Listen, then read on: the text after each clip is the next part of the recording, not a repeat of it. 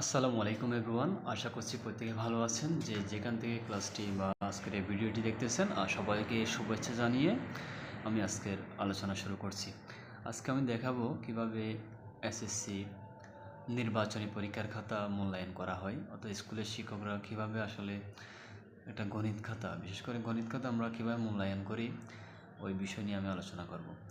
যেমন এটা একেবারে বোর্ড পরীক্ষার আদলে স্কুলে পরীক্ষা নেওয়া হয়েছে, ওই পরীক্ষার খাতা এখন মূল্যায়ন করা হবে। তো যেমন এই যে টপ শিট, এটা করলে আমরা স্কুলে রেখে দিয়েছি, কার খাতা আসলে এটা আমরা জানি না। একজন শিক্ষার্থী কীভাবে তার খাতায় উপস্থাপন করেছে এটা আমি আজকে দেখাবো। যেমন ধরেন সংক্ষিপ্ত প্রশ্নের মধ্যে 1 নম্বরে বলছে যে একটা ক্রমজোড়ের অঙ্ক দিছে। তো ক্রমজোড়ের অঙ্ক থেকে x ও y এর মান নির্ণয় করতে দিয়েছে। তো এই শিক্ষার্থী কী লিখছে যে প্রথম উপাদানের সাথে প্রথম উপাদান খুব সুন্দর করে সমীকরণ গঠন করছে, একইভাবে দ্বিতীয় উপাদানের সাথে দ্বিতীয় উপাদানটা লিখছে। দুইটা সমীকরণ পাইছে। প্রথম মধ্যে প্রথম সমীকরণ দিয়ে কাজ শুরু করছে। তাহলে x এর মান 3 ঠিক আছে, y এর মান 3, তাহলে এখানে 2 পাবে।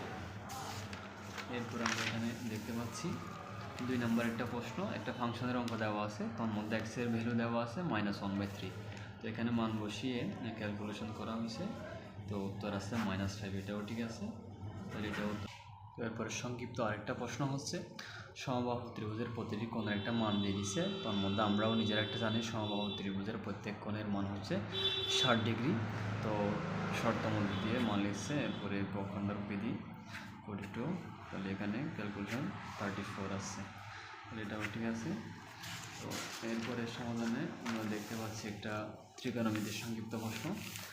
তো এখানে সূত্র ইউজ করে করা হয়েছে কাজের মান, এটাও ঠিক আছে। এরপর এখানে আরেকটা অঙ্ক দেওয়া আছে, সাইন থিটা মান sine theta into √1 + tan square theta. তো এখানে 1 + tan স্কোয়ার সূত্র অ্যাপ্লাই করছে, স্কোয়ারের জন্য রুট চলে যাবে, আবার সূত্র 1/cos। তো সাইন থিটা sin/cos মানে tan থিটা, এটা অঙ্ক ঠিক আছে। তারপরে দেখুন এখানে আর একটা সমাধান দেওয়া আছে, যোজন বিয়োজন করা হয়েছে।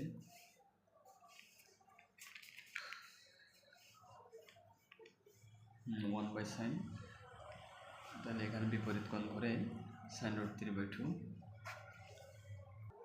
তো আমরা জানি যে sin√3/2 এর মান sin60 ডিগ্রি, তাহলে এটাও সমাধান ঠিক আছে। এরপর আরেকটা আয়তক্ষেত্রের কর্ণের দৈর্ঘ্য দেওয়া আছে 41 এবং প্রস্থ দেওয়া আছে 9।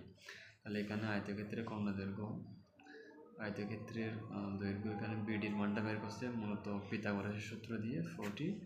এরপরে পরিসীমা 20 দৈর্ঘ্য যোগ প্রস্থ 98, এটাও সমাধান ঠিক আছে। আরেকটা হচ্ছে 8 নম্বর, এখানে পরিসর দেওয়া আছে 55, সর্বনিম্ন মান 43, সর্বোচ্চ মানকে x ধরে সমাধান করা হয়েছে। এখানে উত্তর ক্যালকুলেশন সব ঠিক আছে, 97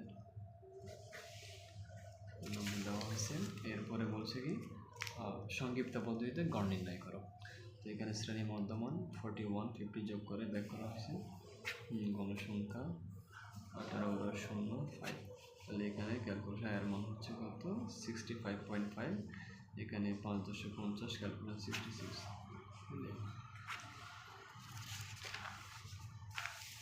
এবং এরপরে সারণী ব্যবহার করে অজীব রেখা অঙ্কন। তো শিক্ষার্থী যেভাবে করছে শ্রেণীব্যাপ্তি রেডি করছে, অবিচ্ছিন্ন শ্রেণীসীমা বের করা হয়েছে, এগুলো লেখা হয়েছে। এরপরে ক্রমযোজী গণসংখ্যা সব ঠিক আছে 50। অজীব রেখা অঙ্কনের জন্য চক্রবর্তীর x অক্ষ বরাবর প্রতি এক ঘরকে 1 একক এবং y অক্ষ বরাবর প্রতি এক ঘরকে 2 একক ধরে অজীব রেখা আঁকা হলো। এখন দেখবো 6, এই যে 3 ঘর 6 ঠিক আছে, 8 দুগুণে 16, 21 দুগুণে কত আছে, 34, 17 দুগুণে 34, ঠিক একইভাবে 21 দুগুণে 42 আর 47, এখানে এই যে 2 ঘরের মাঝামাঝি স্থাপন করা হয়, সব ঠিক আছে এখানে। আর এখানে এই শিক্ষার্থীর 4-এ 4 যাবে। তারপর বলছে পেন্সিল কম্পাসের সাহায্যে 75 ডিগ্রি কোণ অঙ্কন করো। এই যে খুব সুন্দর করে বৃত্তচাপগুলো উপস্থাপন করছে মাশাআল্লাহ, তাহলে এটাতেও নাম্বার দেওয়া যাবে। দেখুন এরপরে কোনো ত্রিভুজের দুইটা কোণ আসছে 60 এবং 45, তারপরে এটা দেওয়া আছে। তো এরপরে দেওয়া আছে p² = 2p/m+1 = 0। তো এখান থেকে এটা পক্ষান্তর করা হয়েছে, ঠিক আছে। এরপরে যোজন বিয়োজন করে এই মানটা পাইছে এখানে সূত্র পড়ছে, তো সূত্র থেকে স্কোয়ার অফ রুট হয়, ঠিক আছে।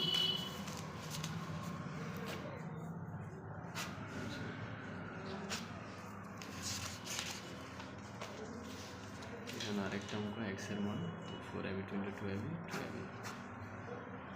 2b plus b minus a, এবার দেখে আবার এটা করা হচ্ছে।